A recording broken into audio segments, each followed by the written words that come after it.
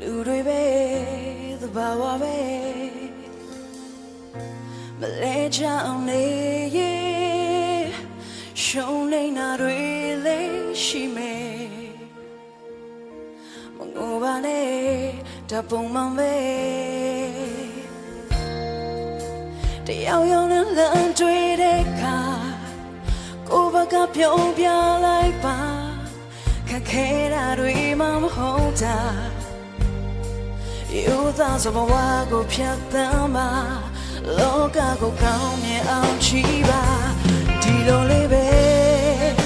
ဘဝဟာဒီလိုလေးပဲမချစ်မိဖို့ကြိုးစားလို့နေလေတဖြည်းဖြည်းနဲ့ချစ်မိသွားတဲ့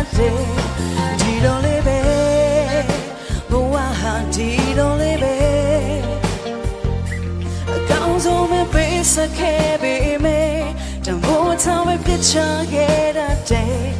ဒီလိုလေးပဲ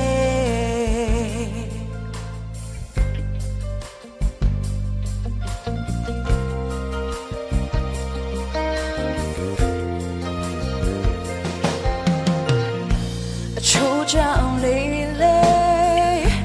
ထိုးချချင်သူလေးရှိတယ်